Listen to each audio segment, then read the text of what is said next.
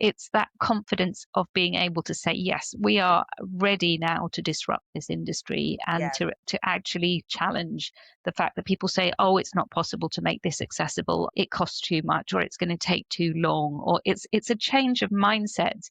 How are we going to make this accessible?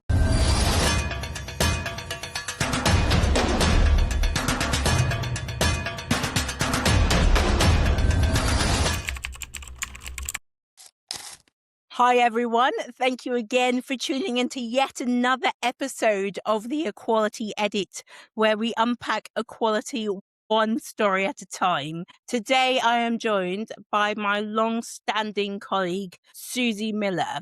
And before I press record on this episode, I was trying to think of when Susi and I met, because it seems as though we've been colleagues forever. We've got a lot in common. We both work in the disability inclusion space. Susi's niche is something that she'll explain to you in just a few minutes. And without further ado, I'm going to hand over to you, Susi, to introduce yourself and tell us a little bit about what you do and who you are. Thank you, Essie. So, yes, and thank you so much for inviting me to talk today. So, my background is really learning and development. So, for about 35 years, I've been kind of in that space. I started off as a classroom teacher, then I worked for a long time in local government. I did a lot of training for like face-to-face training, a lot of systems training, and then I moved into online learning. And I also then worked in the higher education space, and it was really when I was there that it was when the law was changing, the public sector bodies' accessibility regulations were coming in, and it made me realize how important it was to make sure that all of the learning that I created, all of the digital learning that I created was accessible to everyone. And as I said, it wasn't just the regulations. I'd been thinking about that for a long time,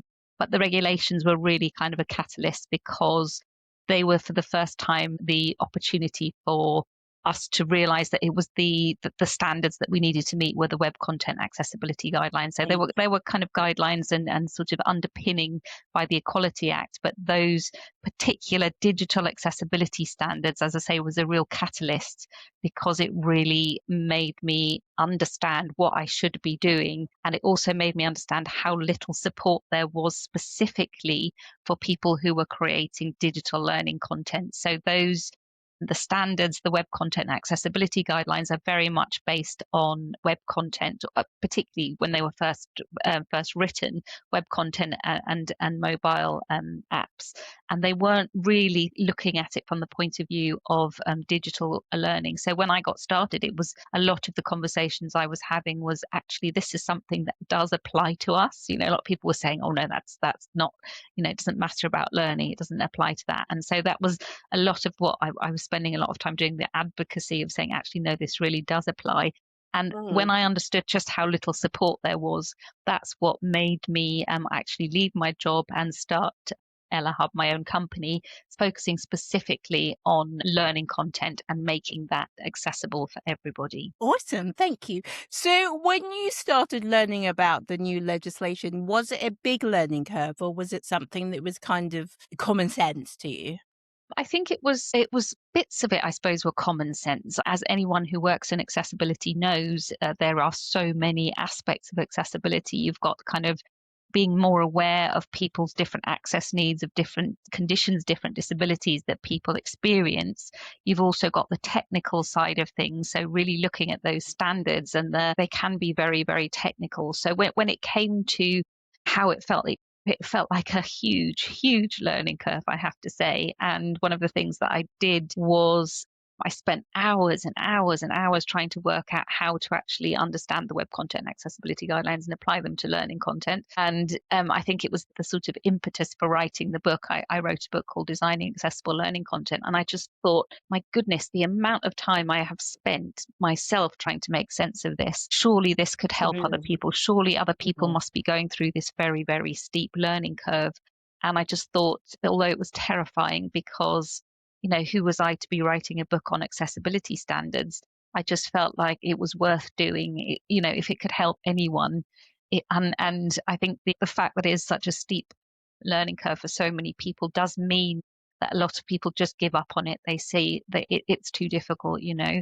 So I just wanted, if one book could stop anybody giving up on accessibility and trying to, even though, I still to this day, it's my interpretation of it. I'm not saying this is definitely the only interpretation of those standards, but I just felt it was worth, putting it out there just to make sure that nobody else went through that kind of pain that so many of us have been through trying to make sense of those standards. It's really hard because I don't know if you know, but I talked to Joe Collette as part of this I did.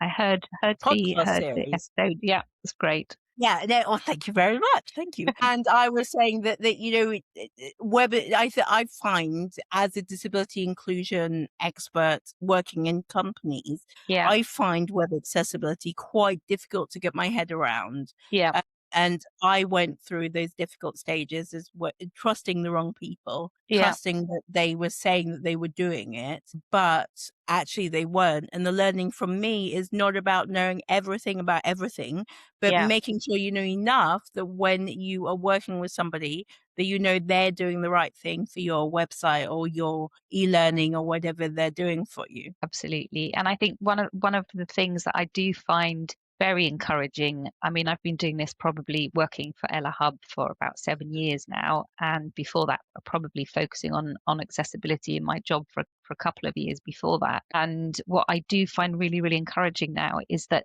generally people in the industry, I mean, when I first started talking about accessibility and learning content, people had absolutely no idea what I was talking about, or the web content accessibility guidelines. And I think the really encouraging thing is that a lot more people understand that this is something that they do need to be aware of, and also that they are a lot more people are a lot more educated in what they need to be asking. So in the past, we were in a situation where maybe vendors or suppliers would be saying, oh yes, it's accessible, it's WCAG 2.1 accessible, and a lot of people had no idea if it actually was. But we've moved on, I think, a long way from that, where people now not only understand it but have a bit more of a knowledge of what it means by being accessible. And I heard some great things that Joe was saying, things like making sure things are keyboard accessible, things that you can do yourself to test, if someone is saying this is accessible, actually knowing what that means. And obviously there are more and more people who have enough knowledge that they can actually test this themselves. So they're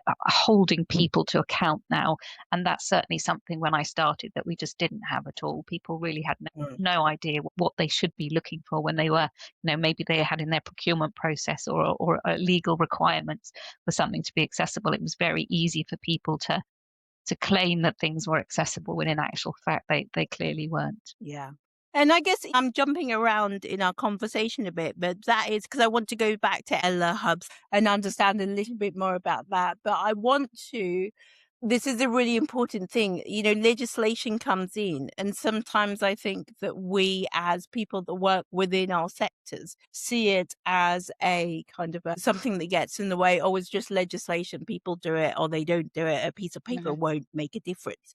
But I think actually this is a really good example of how legislation really helps to hone what something is and to make sure it's being done right as well. Absolutely. Because I think how, for all of the criticism of those, not criticism of the complexity of the web content accessibility guidelines, and the fact that actually and that this is not a criticism, but the fact that they actually weren't written for, they were written for websites. And the difference between a kind of information or an e-commerce website to a piece of learning content where you're trying to get someone engaged, motivated, that it's effective, it meets its learning outcomes, is a completely, sometimes the standards are they're applicable across the board, and there are things like color contrast, for example, but other things are very much like, for example, there are a lot of the standards that are around error, and errors when you're looking at a web form and you're filling in something incorrectly is a completely different kettle of fish to actually if you're making an error on a piece of learning, because sometimes we want our learners to make errors because we're helping them to actually, that's part of the process of learning. So there's a whole different kind of way of looking at it. So I think the fact that But the fact that you do actually have a standard, so a lot of people, when they say we don't want accessibility to be a checklist, I completely agree with that. But there, you do have to have a starting point. And if you don't have that starting point, where you can actually say these are the requirements that I need to meet as minimum, that's really difficult then to kind of, it's overwhelming enough to have 86 standards, or if you're meeting the requirement 55 standards that you need to meet. But if you don't have those at all, then it's, for me, unmanageable. So there are pros and cons to working to this checklist, to this idea of standards.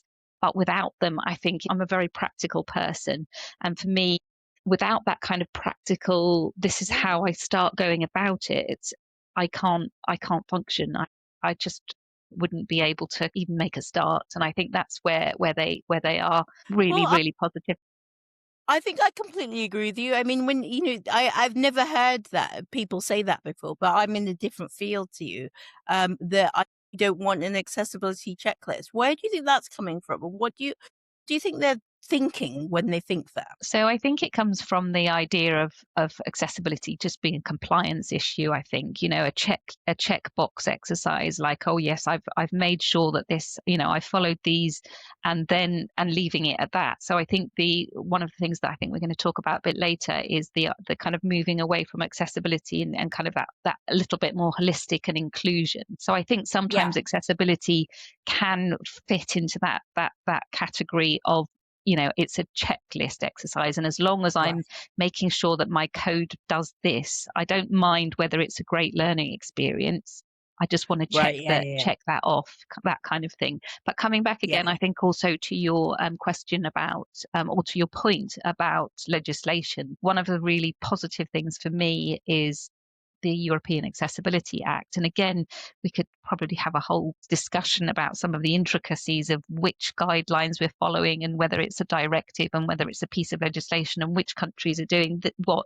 But for me, there's a really good quote. I've written it down here, and it's the kind of, it is the ethos, I think, of it and of that act. And what it says is full accessibility would simply be the way that things must be done, and inaccessible products would never hit the market. And for me, having that love kind of that. overarching, this is what we're trying to achieve, and that obviously there are complexities. Obviously, people struggle with sometimes with the legislation, sometimes with the standards.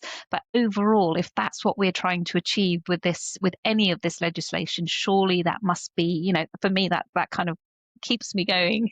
This Well, idea that it is just, full accessibility would just yeah. simply be the way things were done. Just, I mean, it makes me think about, I mean, I know that we have, when we talk about what we want to talk about, we likened it to health and safety, but actually you reading that quote, it makes me think about human rights. Yeah. So there'll be lots of complicated legislation in human rights that if Yeah. I looked at it, I'd be like, what is that? But actually the fundamentals of it are pretty clear to follow. And Exactly. it might be a controversial subject right at this very moment, but most countries are following human rights legislation Yeah. without even considering what they're doing. They're just doing it Yeah. because it's what you do. So it's not that far stretched an idea to think that accessibility and inclusion in digital content across the board, but specifically today in digital learning content, is that hard to do, really.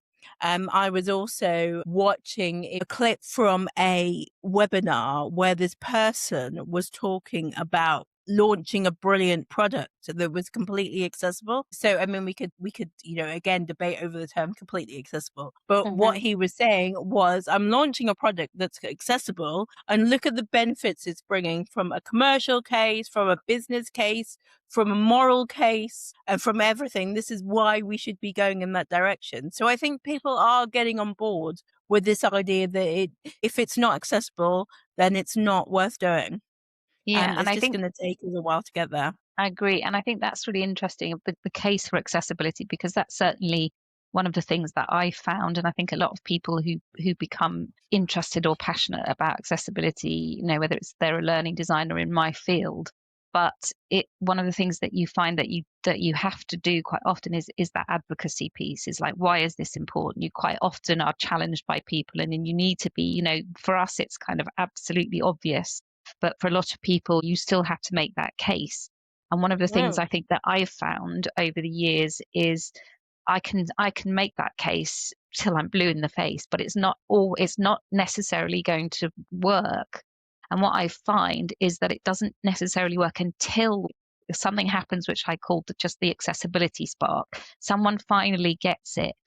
When I spoke to you, Essie, and you gave me your experience of it being in higher education and being discriminated against, that was one of those jaw-dropping moments where I just thought, this is what it means. Accessibility isn't just, as we discussed, it's not just a checklist, it's not just a compliance. This has an impact on humans, it has an impact on people. And I think I can see it when I'm doing face to face or I'm talking to clients. I can suddenly see that kind of accessibility, but I can see it finally. We can talk about the business case, we can talk about the moral case, but it's oh my God, this it has impacted someone that I know, or I can understand how it would impact, or how would I feel, how would if this happened to me. And as I say, that experience that you told me of your, of being discriminated against, and the impact it had emotionally on you was just phenomenal. And a lot of people now still say that it's the thing that they take away from the book is your case study and what happened to you. And I didn't pay you to say that at all. You did. Oh, jokes aside, that's brilliant.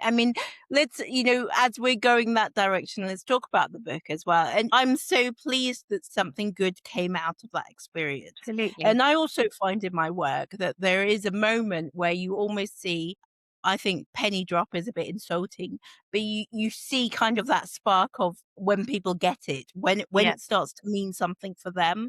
I agree.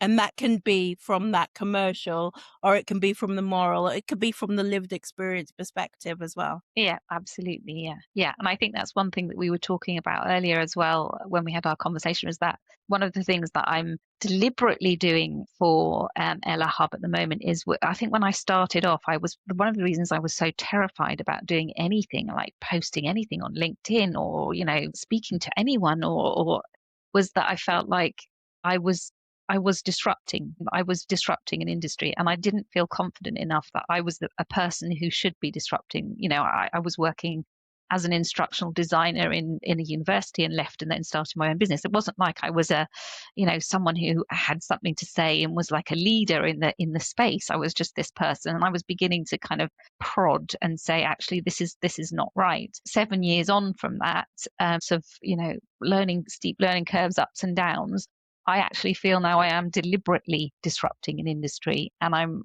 ready to do that. So we were talking about this idea of moving from advocacy to architecture.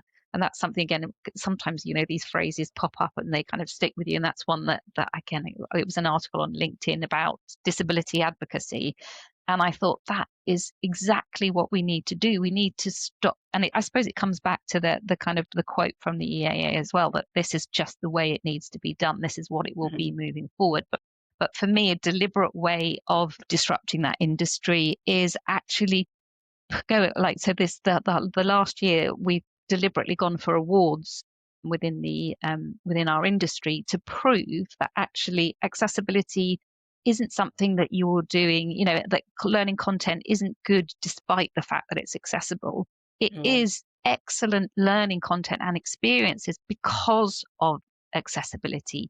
So it is accessibility that leads to innovation. It's accessibility that leads to human-centered design that actually really works for people. It isn't just focusing on kind of the web content accessibility guidelines. It's so much further than that. And the awards that we went in for, in particular, were like they were big industry awards against working like big industries, huge amount of money behind them.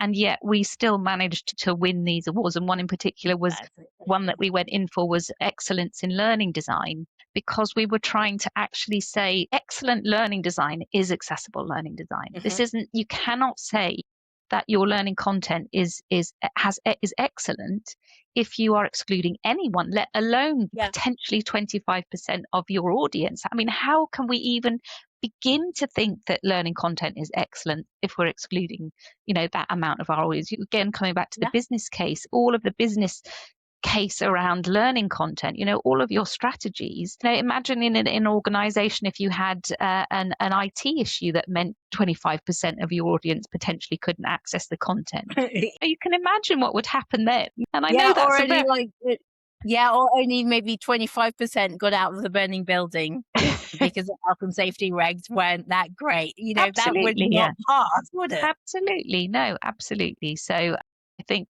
I know that's, it's not really comparable, but for me, that is actually, having worked in HR and IT departments, I can imagine what would happen if someone said, oh, there's an IT glitch that means this thing that we've spent 6 months trying to roll out isn't actually going to be, obviously, everything would be thrown at it to make sure. Absolutely. So I think it's that confidence of being able to say, yes, we are ready now to disrupt this industry and to actually challenge the fact that people say, oh, it's not possible to make this accessible, it costs too much, or it's going to take too long, or it's a change of mindset.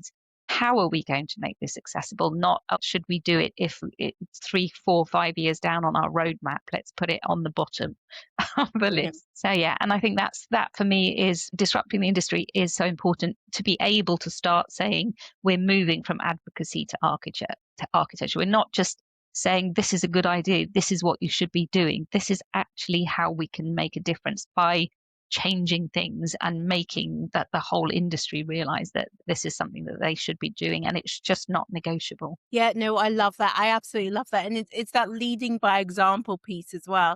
And going back to what you were saying about kind of those examples of, it wouldn't be 25% of the industry of disabled people can't access, but people just accept that. I find it a lot in the industry where people talk about where we are inclusive for all, and they hardly ever mean inclusive for all. What they mean is inclusive for a couple of groups that they've thought about, and then everybody else just has to manage around it. So it's the same kind of thing that actually, and when this industry around digital accessibility changes, it influences other industries as well. So it will run into organizations. Well, actually, it happened here, so it can happen in our processes. It can happen when we're thinking about what inclusion for all actually looks like, what it doesn't actually mean, and those kind of things. So thank you very much, from somebody in the industry and from somebody with lived experience of disability. Thank you very much for disrupting that conversation. And I can't wait to see what happens next in it.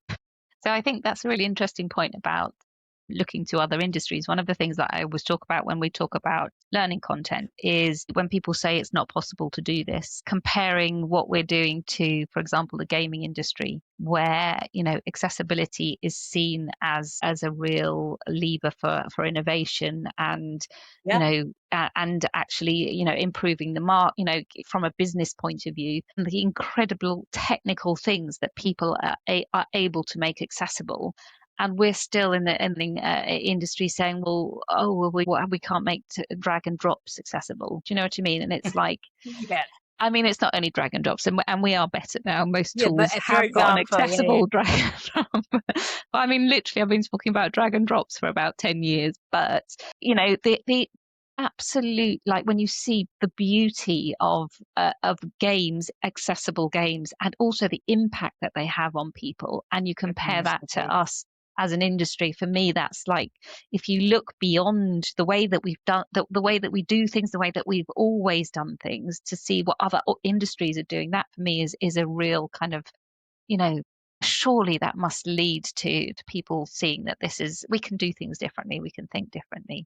And there are also lots of people doing it as well now, more. Yeah, it's also a really good kind of insight into how diversity of thought really does drive innovation. Absolutely. So people in the gaming industry, they're coming from all different backgrounds, all different geographical, socioeconomic, disability backgrounds as well, and how that innovation has driven a whole industry to do things differently and be really excited about doing it differently as well. So Absolutely. it's a good, if we're going to talk about the case for diversity in the workplace, that's it right there as well. Absolutely. And the really interesting thing for me in our industry is in the L&D industry is that we still have the us versus them mentality. We still have the, well, we need to do this for the disabled people, not as in, we are learning and we're any industry has got people who we have Exactly. disabilities, we have, so, and I've worked with absolutely fantastic, like everyone has, with people, who have disabilities. So but we still, when I talk to people in the industry, it's really, well, but we don't, that's, it doesn't, we don't need to make our learning, the Yeah. tools that we're doing to create learning accessible, because nobody in our industry would have a disability. And I'm like, this, And what? How do you answer that? exactly. It's just that it's that us versus them mentality kind Yeah, of thing. So yeah. yeah, which is I still a had hurdle. had a situation. I was about 4 or 5 years ago, I was doing some work for an organization. We were creating some internal podcasts, and the podcast was supporting the staff to understand the comorbidity between mental health impairments Hmm. and hoarding. It was really interesting, Oh, okay. actually. Oh, really I was interesting. the Yeah. host, not the expert, but it was so interesting.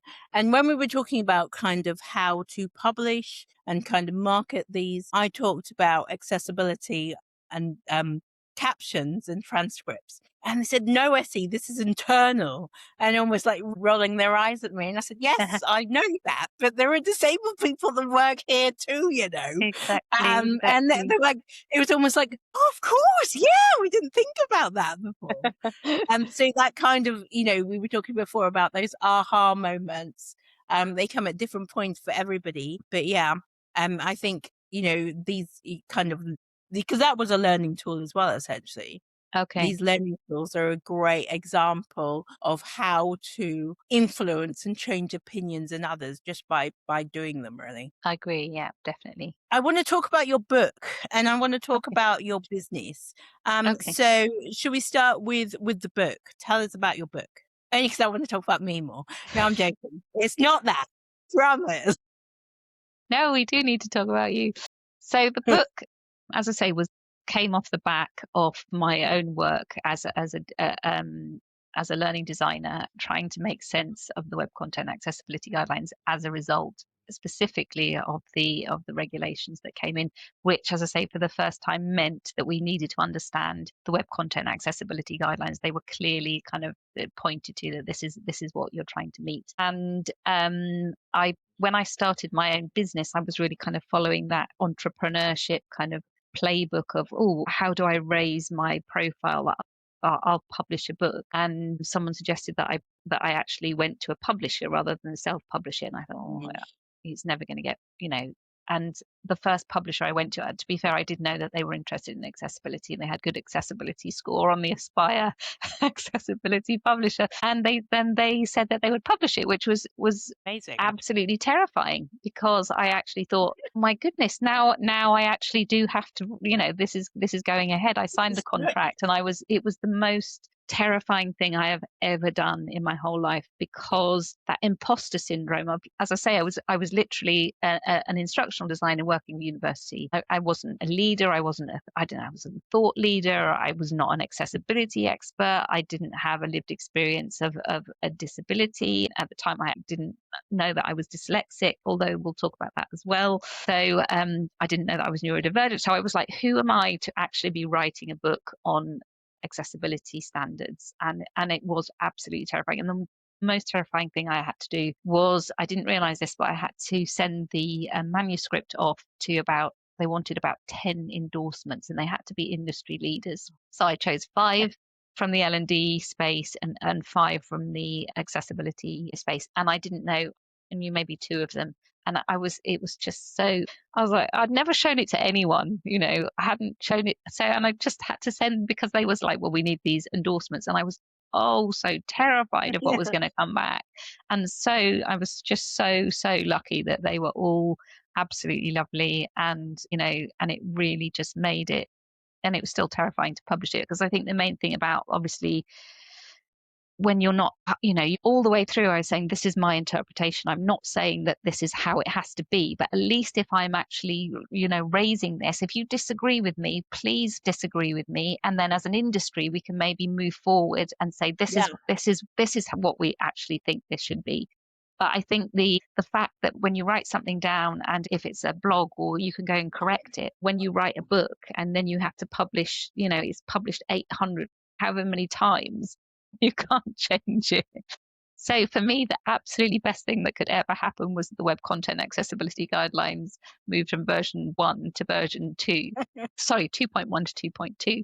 So Yeah. I then could do the second edition of the book, which was so, so, so cathartic. I could change all of the things that I wanted to, that I'd got the language wrong, or I'd slightly interpreted something tiny. And it was just so, I felt I would really dearly love to collect all of the copies of the first edition and then just replace them with the second one, because it was just able to correct everything. It was like that progress over perfection. I also had I worked with a lot of organizations after writing the first book, and I learned so much. I think that's one of the things that I love so much about accessibility is, I mean, it can be terrifying because you know how much you don't know, but that you are constantly learning. I was so privileged to be able to be working with these organizations and getting firsthand experience of the type of things that were covered in the book. So the book, the way the book works really is the first half of it is a sort of everything you need to know about accessibility and learning. So that's where all the things that I wish that I'd known before I started, that kind of thing. It was a bit more,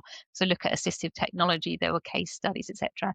And that's where your case study came in. So the first part is kind of a bit that you can read. The second part is really looking at those standards, breaking all of them down, applying them to learning content. So it's more of a reference book, really. So I think coming back to your part of it, one of the things that I find when I'm working, especially with new clients who, again, if you start referring to these 80 or the 55 standards that the people, when we're looking specifically at accessibility, it can be very overwhelming. So to look at it from the point of view of different access needs. So breaking it down into the 4 different access needs that are actually covered by the Web Content Accessibility standard. So you've got the vision, the hearing, the motor, and the cognitive. Obviously, all vast, but if you can break it down into those 4 categories, for me, that was a way that I managed to kind of make more sense of it than just looking at it from the technical side. And it anchors it more into that human centered design as well. So your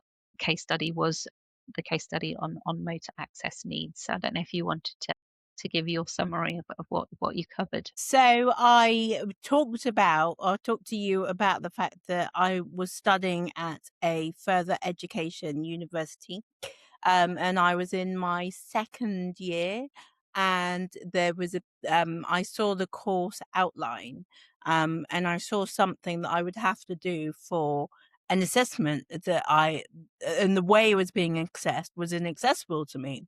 So I was being asked to do a mind map. And so I wrote to my tutor and said that I wasn't able to do a mind map because I'm physically disabled and I've also got dyspraxia.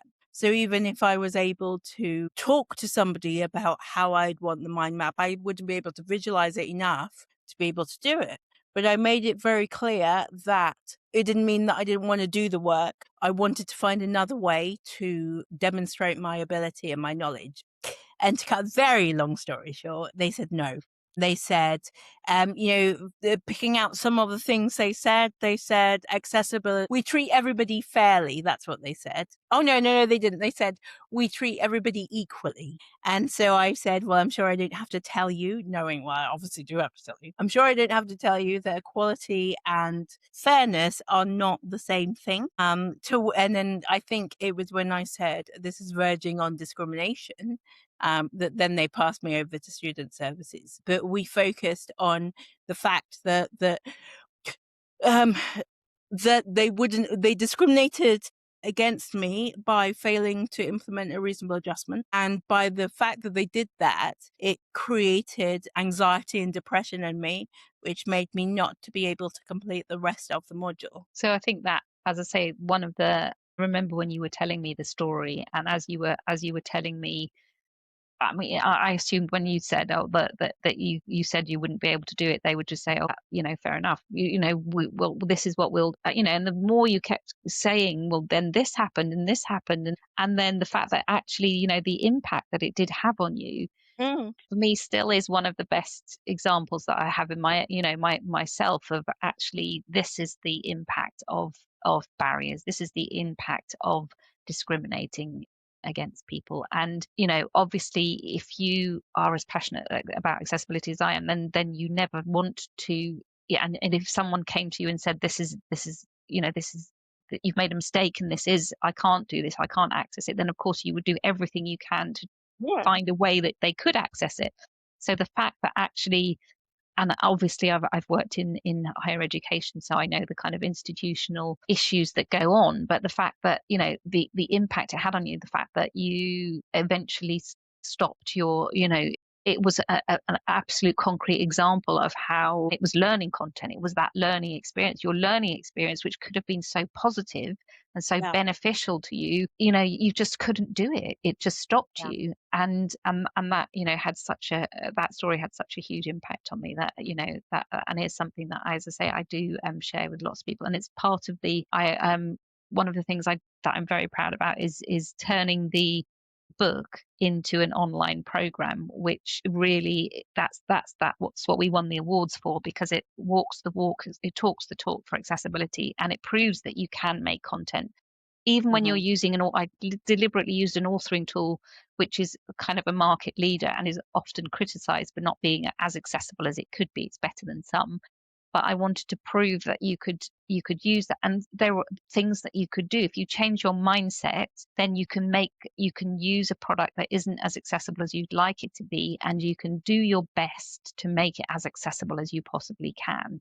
So it's Yeah. that, I think for me, that the kind of that message, I suppose the impact it had on me, the main impact is that I can do something about this. I'm in a privileged Yeah. position where my job, which is an instructional designer, I can actually make a difference on people's experience of learning by understanding more about these different, about different access needs and understanding more about assistive technology and the things that I can do. So it's that, for me, it's a really personal empowerment. It's that, I call it sometimes quiet accessibilizing, which came from when we were in COVID and we had that quiet quitting.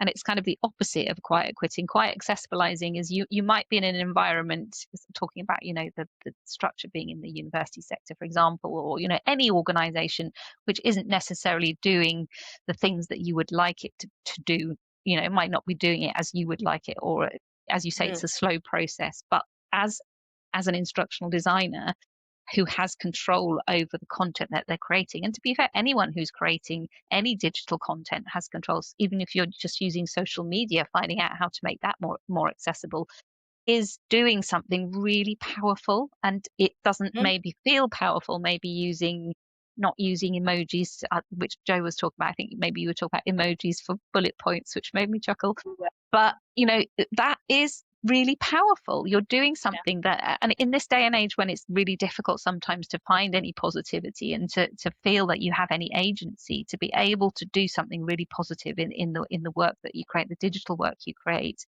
is, for me, it is so important for people to have that kind of purpose. And that, life is so complicated around it. If you can find something that makes you feel that you're doing something positive, even if it feels really small, is so important. Absolutely, I completely agree. And also, I kind of think that as learning leaders in whatever field we are, whether it's digital accessibility, whether it's face-to-face learning, whether it's virtual live learning, we're there to impart something that we're passionate about. So why wouldn't we want to make it as inclusive and as accessible as possible so that as many people can learn what we have to say? So I think, yeah, that's a really interesting point. It's made me think when you were talking about the inclusion side of things. So again, one of my light bulb moments, influenced by you, Essie, was the amazing video that you've created, the accessibility versus inclusion. And it was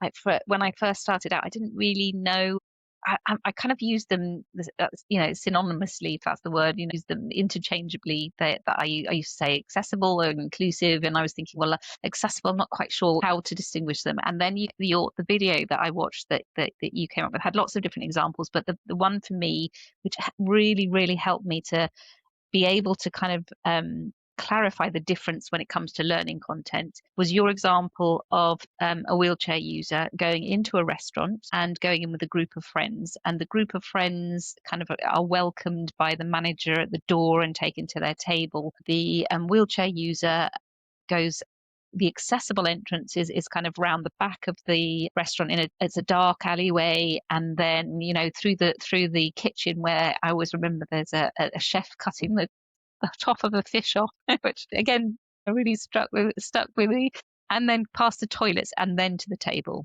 And you said accessibility doesn't necessarily mean, just because it's accessible doesn't mean it's inclusive.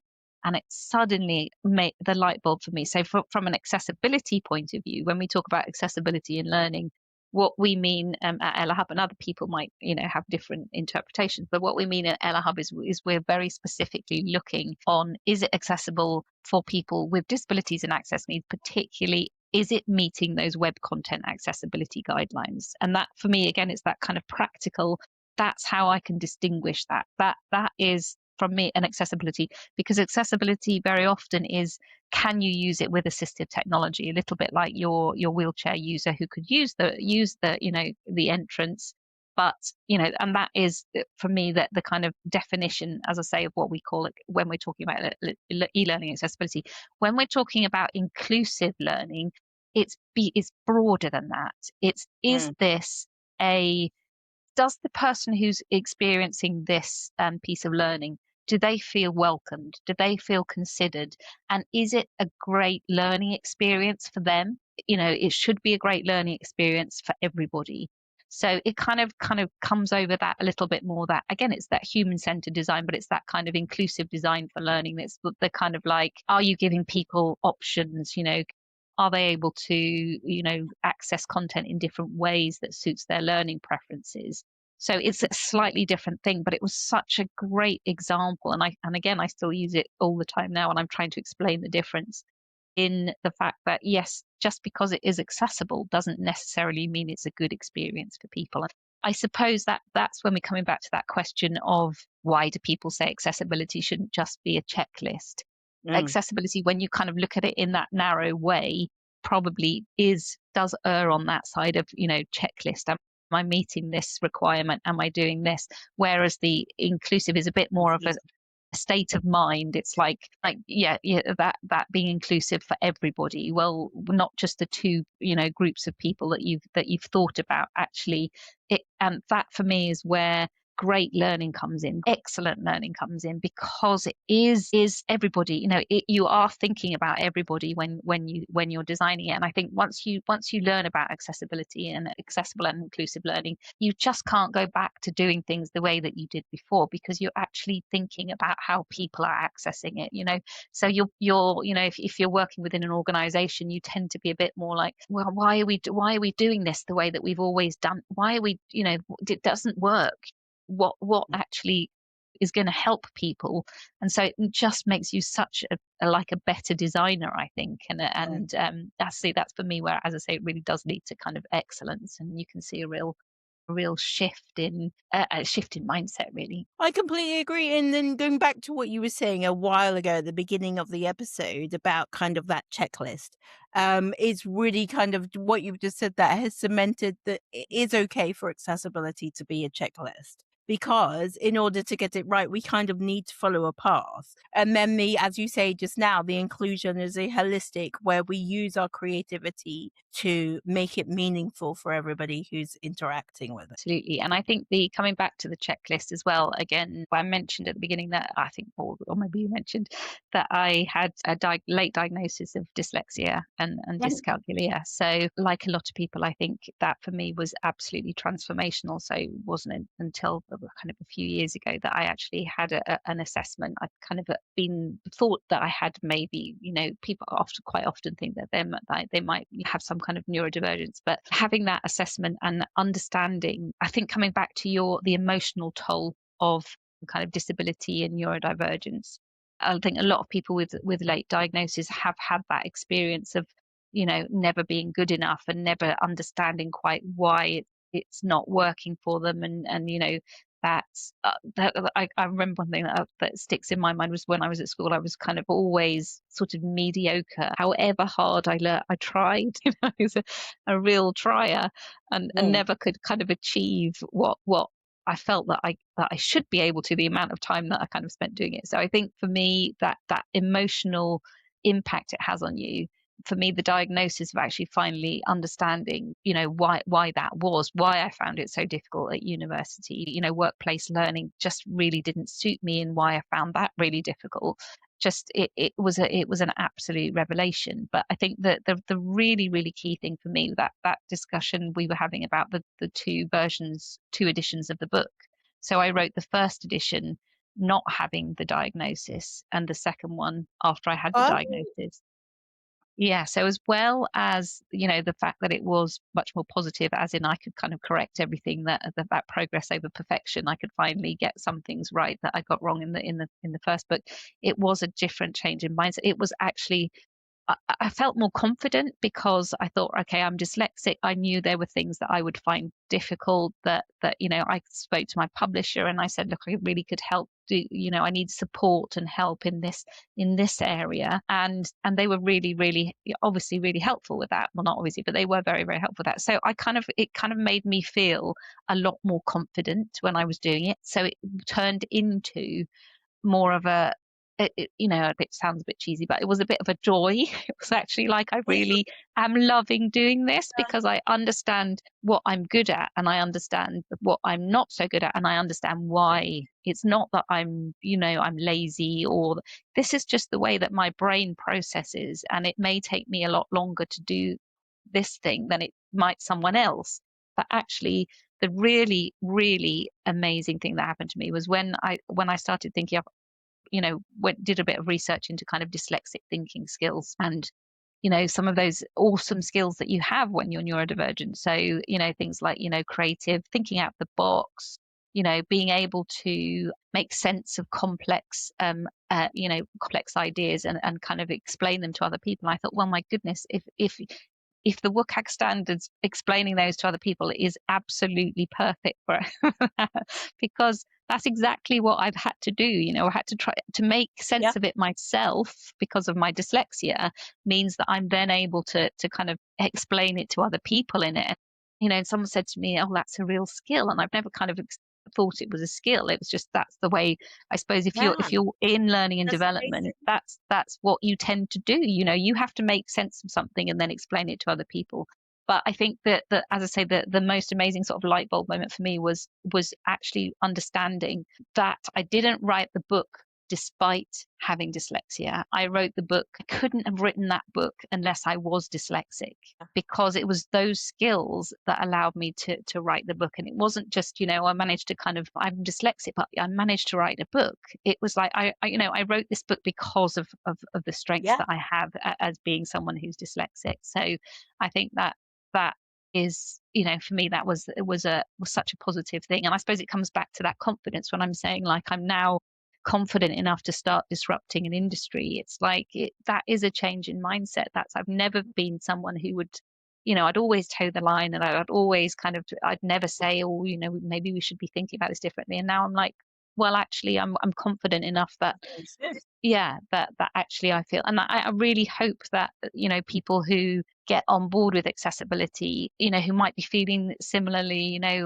overwhelmed, or that, that they should kind of maybe not be bringing up accessibility because it's something that within their organization, maybe, do you know what I mean? It does take a lot of courage, I think, sometimes to be mm. as passionate about about accessibility as a lot of us are. You really have to be, you have to understand that it can have a big impact on you, that actually sometimes you really do need to be resilient in this field. I think that there's a lot of truth in that. I think, yeah, because as a confident person and a passionate person that can't stop themselves from kind of disrupting the conversation, not necessarily in a massive way, but in any meeting that I'm in. I think that's why I was quite disliked in my last organization. So half of the organization, as in the senior leaders, didn't like me, and the other half thought I was great because I would say what they wanted, kind of thing. Absolutely. But I think that when we are those confident and passionate people,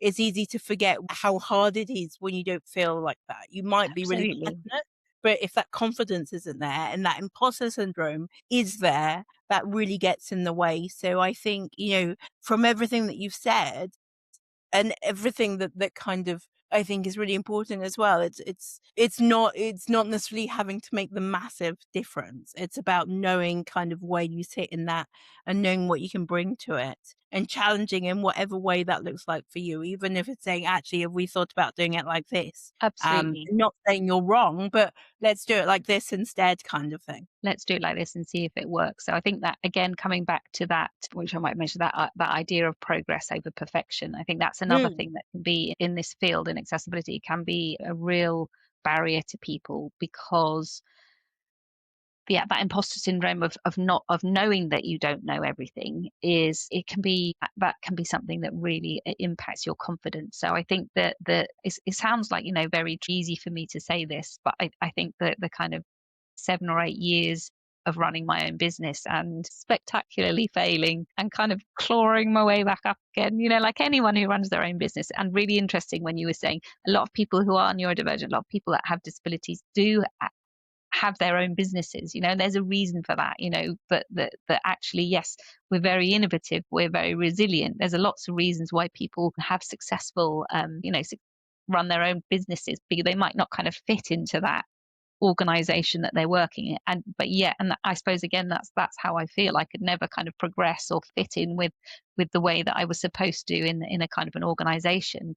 However hard it has been, it really is, working, being an entrepreneur allows you to, as I say, Mhm. spectacularly fail and then get up Yeah. again and keep Yeah. going. In fact, after 7 years, the business is still running. But again, what I don't want to sound across like, oh, I know it all, I know all of the answers, and and I'm one of these super successful, I don't think that's it okay. is really, really hard work. But I think the small wins, the feeling that you are making a difference to, even if it's just one person, if that's within in what you're doing, you don't have to be someone who's advocating and posting everything on LinkedIn, but just as any small step that you can take, is ultimately, I think it then just leads to, to see that you can do something positive, just leads to something which helps you to kind of deal with the more difficult things that you do as an entrepreneur and as a disability or an accessibility advocate. Yeah, absolutely. It's almost like kind of compiling a list of all the wins, isn't it? So that when you're Yeah, thinking, "Oh, I won't be able to do that," there's this list to look back on. It's like banking all the wins every time we have a little win, so we can look back on it at times where we're not feeling very confident about either a task or about whatever we're going to be doing next. We can look back and think, "This is what I've achieved in the past," and yeah, before I started that, I didn't think I'd be able to do it either. And, I absolutely. agree with you, it's not about knowing all the answers. I think my mantra, when I look back at all the episodes that we've done so far and kind of the work that I've done in the last 9 years in celebrating disability, I think my mantra has always been, and is just getting stronger, we don't need to know all the answers. And actually, we shouldn't know all the answers, because the minute we think we know everything, then, we are too big for our own boots, kind of thing. There's always more to learn. Absolutely. And I think that, yeah, I think that progress over perfection mindset is so, so, so important. And I think and again, that for me comes back to one of the reasons I do, that probably we're still, both of us still doing this, is because I think you've said before that, we love learning, is something that is so, so important for, that's why obviously I'm so passionate about learning, because that's my field anyway. But, as a human, kind of, what you're achieving is never that lifelong Yeah. learner. And again, that does sound a bit,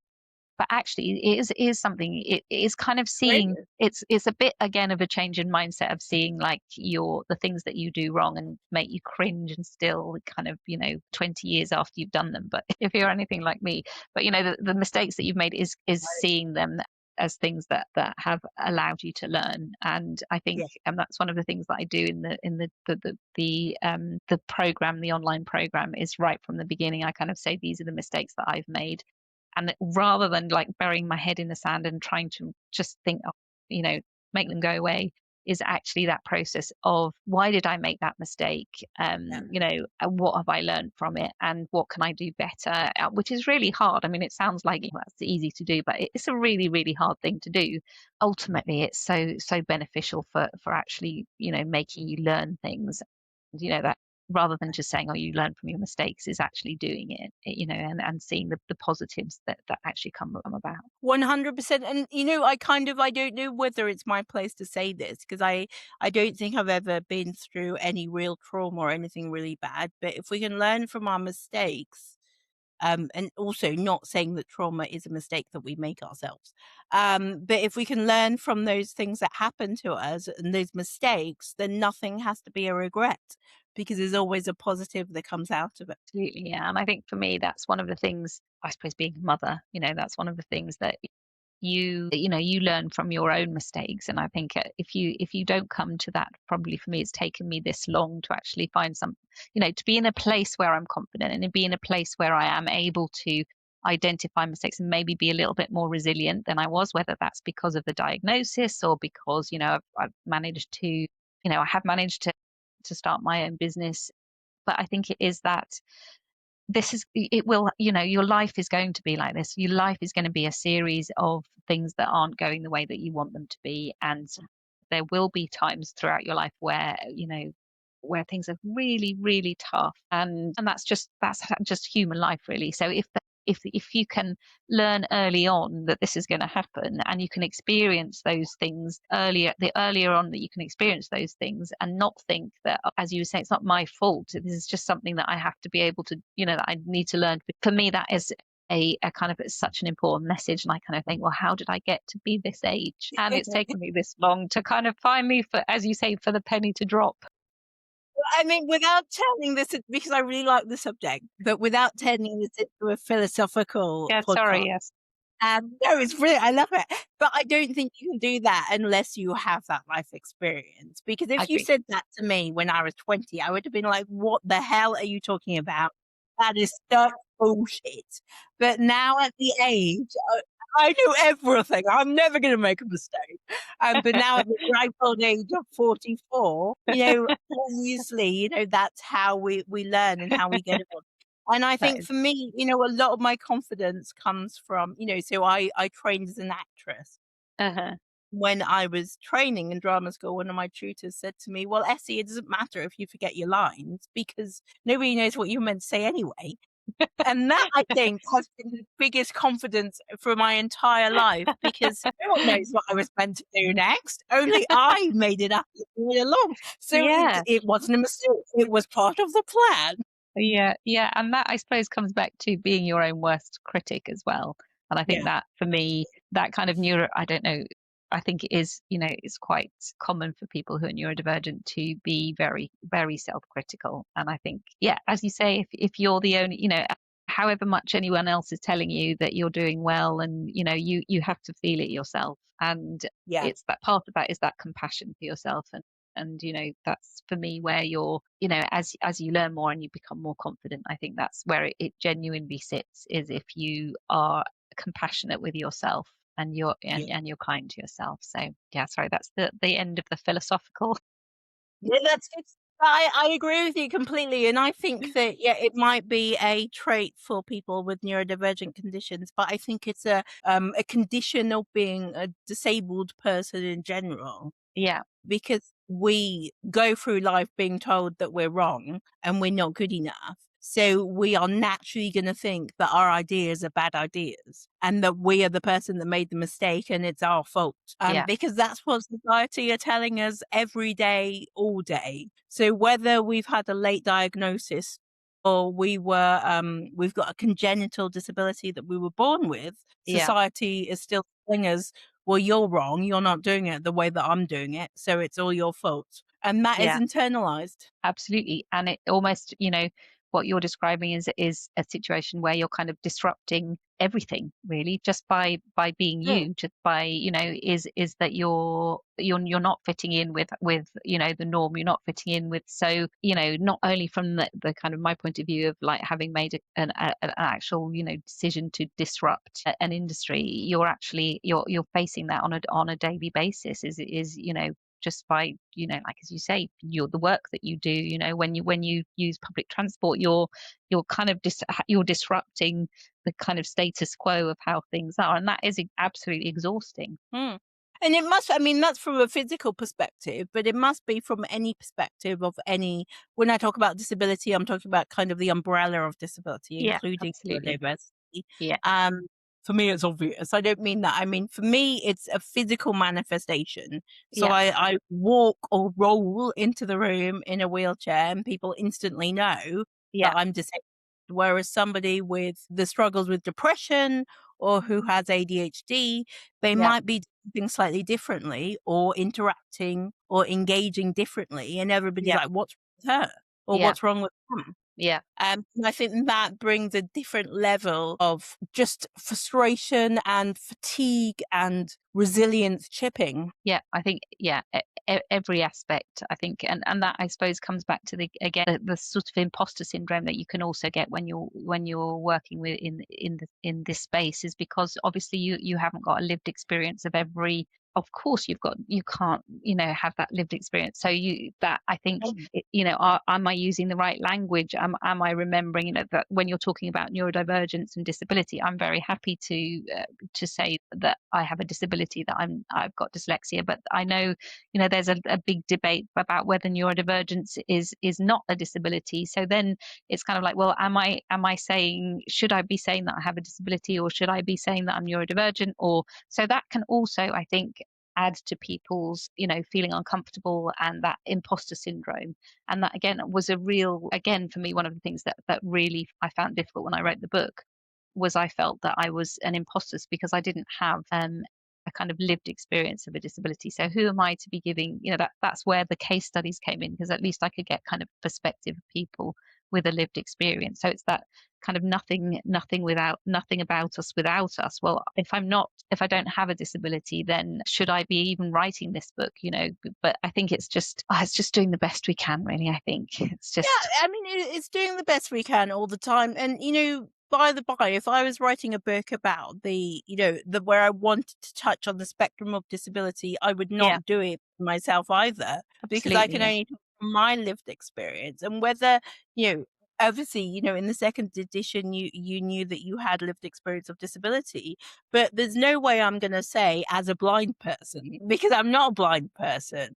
And absolutely. nor am I ever going to say I represent disabled people, because of Yeah. course I don't represent disabled people. Even if I did so happen to have all 6 categories of impairments, Uh-huh. I also wouldn't be able to represent anyone but myself, because we all have different personalities. And then to bring it back to the Yes. checklist in the Web Content Accessibility Guidelines, that actually is another reason why they are so useful, because I know if I'm meeting those guidelines, okay, from the point of view of the those guidelines don't actually specifically talk about people who have speech access needs, Yeah. because you're talking about digital, and in basically the people who be using assistive technology would kind of, they come under the keyboard, they tend to come from a digital accessibility point of view. Yeah. So but I kind of know that if I'm following those, I don't know everything about assistive technology, but I know that that's giving me a pretty good chance of making sure that I'm not leaving, any kind of access need,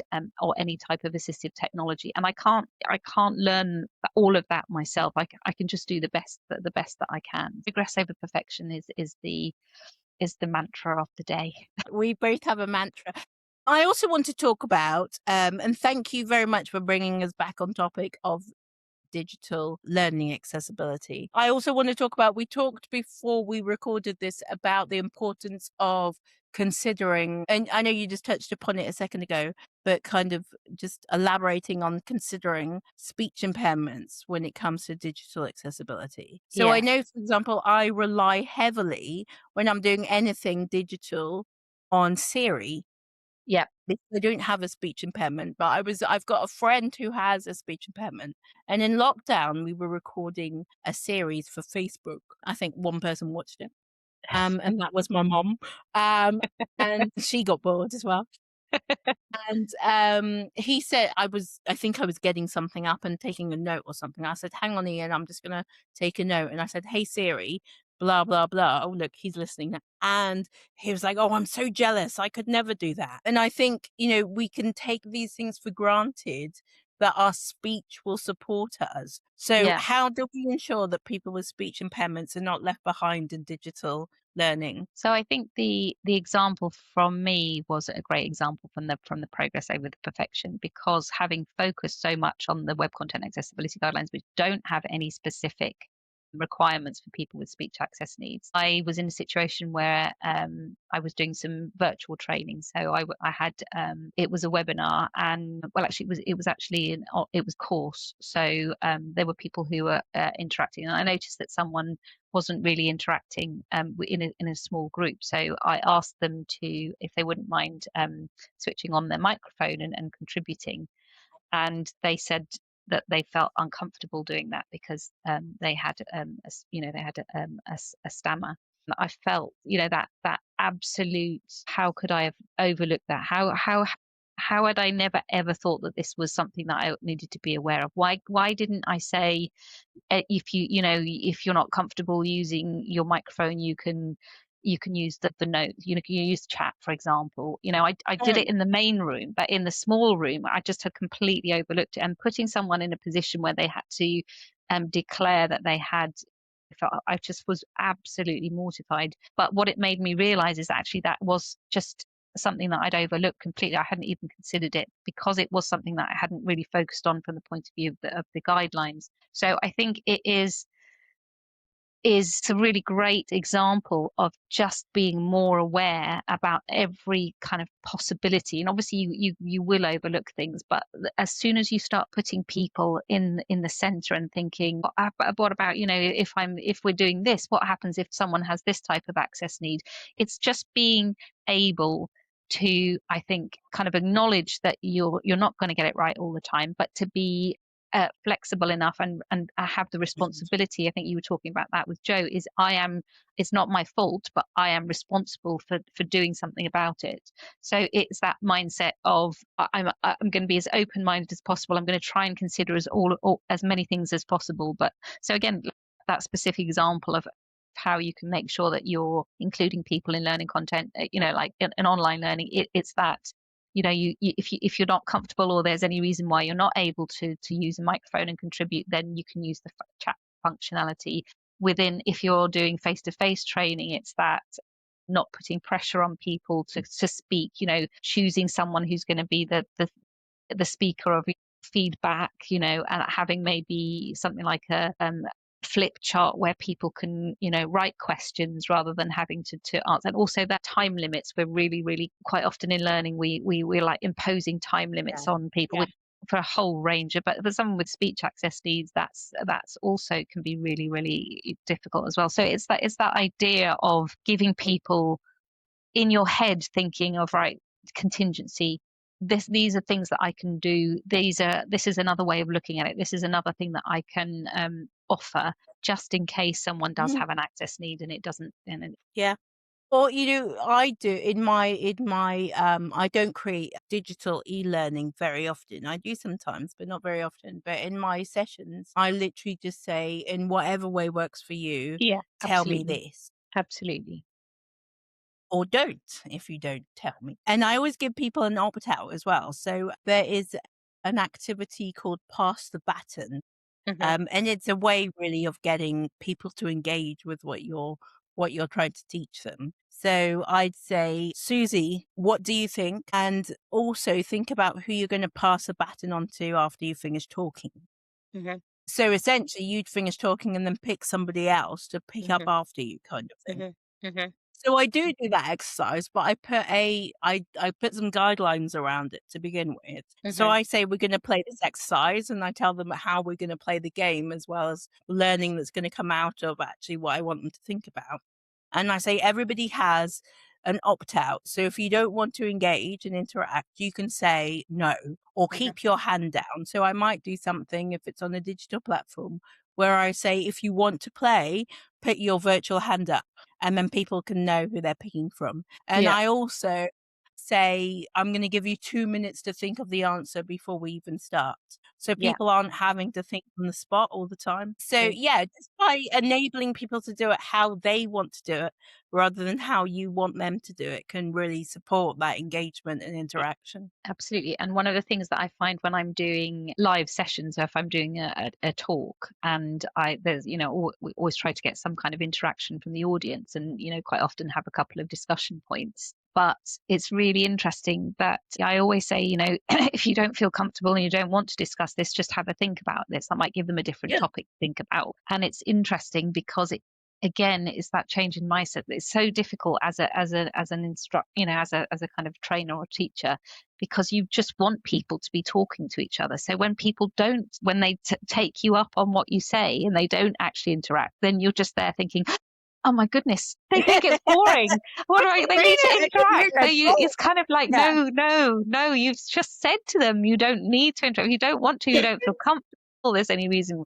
So don't then start beating yourself up about the fact that they think it's boring and and then they're not interacting or engaging because you've just. So it is a change in mindset. Really, I think you have to be. Yeah, you're right. And that's a really good point that that we have access requirements as trainers as well. And some of those, Absolutely. Yeah. I always say, there's trainers that work within celebrating disability, and I say to them, you need to find your own way. If you need that praise, that's absolutely fine, but you need Yeah. to find your own way to get it. So, insider secret, the way Uh-huh. I get my praise is through the question, what are you going to take away as a result of this session?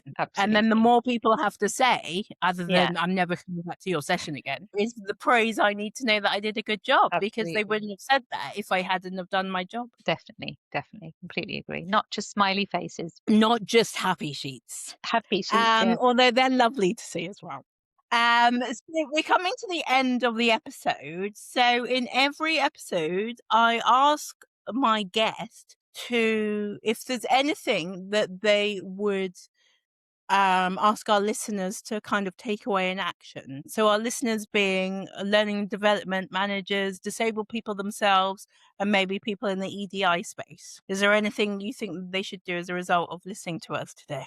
I mean, I think that the message has been through what we've been saying all along. Learning and development leaders, obviously, my message would be, please, don't just leave it to the kind of people who are creating the learning to make a difference. You obviously, as an influencer, you've got power within an organization to make this happen, to give people the opportunity to really learn about accessibility and not feel like, oh, I'm just kind of doing this quite accessibilizing. So obviously learning leaders, I think that's always my message, is like, use the influence you have, the power that comes from, I've seen it so often with the organizations I work for, the power that comes from making the positivity of making learning content accessible and the ripple effect that has within an organization. I've quite often seen it starting within that learning department, and then kind of the ripple effect of, oh well, we need, actually this is amazing, this would be really helpful for comms, or kind of the way that we're putting reports together, or you can kind of see it has a really, really positive effect. So yeah, if you've got any influence within an organization, then please, take on board how positive accessibility is for everybody. And I think if you don't have direct influence, then don't feel that you can't do anything positive. It is that kind of, any step you take to learn more about digital accessibility really has such a positive influence, a positive impact on people. Even if it's only one person that you're improving their experience of whatever it is you've got any control over, that is a really positive thing that you're doing. And try not to be kind of overwhelmed. It's that you will make mistakes. We continue to make mistakes, and you won't get it right all the time. You might not use the correct language, or you might not feel that you should be in this position. You might feel overwhelmed, but it's just not giving up, really, and kind of seeing that you really are creating something which has an impact. Awesome, thank you. And also go and buy Susi's book. So we're going to link to your book in the show notes so that people will be able to find your website, find you on LinkedIn, and also download, because you can download your book from Amazon and through your website, can't you? Yeah, well, you can. The accessible version is via the publisher, but you can access it on. You can buy it. Yeah, so through the publisher, which is Kogan Page, which means that you get the ebook, and you also can get the accessible version of it. Amazon, you can just get the print copy on it. But yeah, it's there available. But get the second one, not the first one. Okay. But yeah, okay, brilliant, excellent. So I want to ask a little bit about your influencers. So who influences you, and who should people look out for?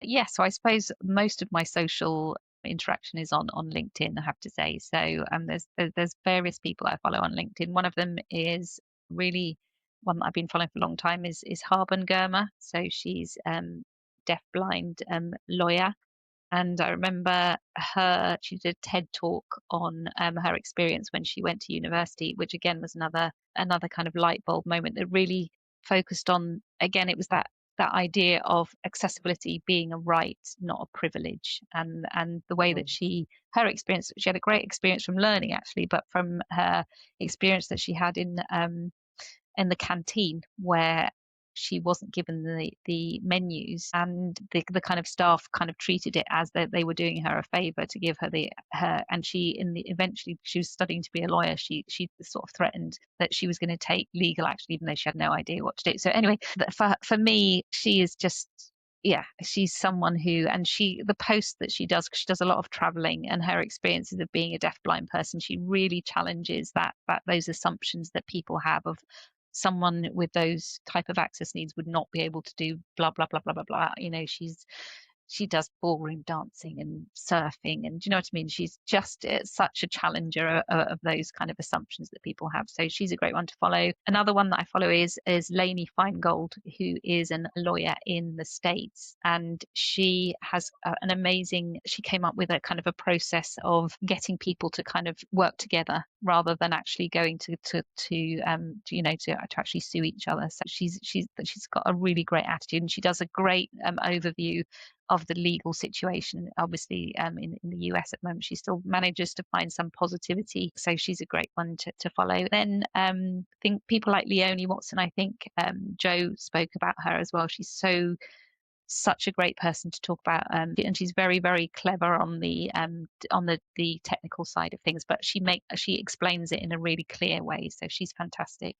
And then people like Molly Burke, who and Sinead Burke, they're both kind of in the sort of fashion world, and again they just make it, they're very relatable, so I really recommend those. And then from a kind of work point of view, Jenny Leigh Fleury from Microsoft is a great one to follow. She's always looking at the kind of the positivity of accessibility in that kind of massive tech world, which again gives me some hope sometimes. Amazing. Thank you so much. We'll put all of those in the show notes. So before we end today, is there anything else you would like people to know about? I suppose for me the program, the online program that, and again I can give you links to. There's sort of 8 free lessons that you can access, because for me it's so important to practice what we preach. And if I'm here saying to the industry, accessibility creates excellent learning, I have to be able to prove that. And for me, the Designing Accessible Learning Content program, the online self-access course, really,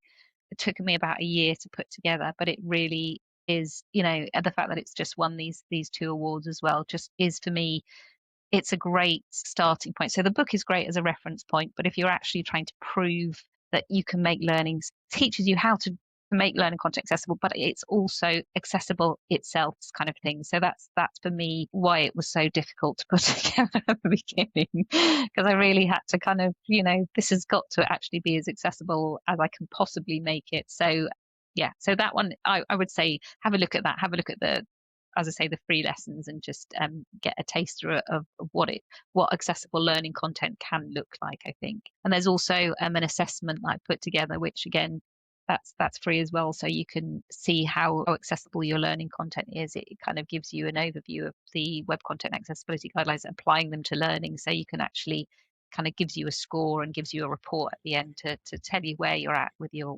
learning content. So that's another link that I'll give you. Oh, awesome. If you can share those links with us, we will also put them in the show notes. And Brilliant. I will also be doing that myself. Um, Much. I've really enjoyed this conversation Me today. too. So thank you so much for joining me. You're very welcome. And yes, sorry to get a little bit philosophical in the middle. No, I loved it. I absolutely loved it. Bring it on as far as I'm concerned. All right. Bye, Okay, thanks everyone. again. Thank you. Bye. If you're watching on YouTube, don't forget to like, subscribe, and press the notification button so you don't miss anything. If you're watching on Spotify, give us a 5-star rating.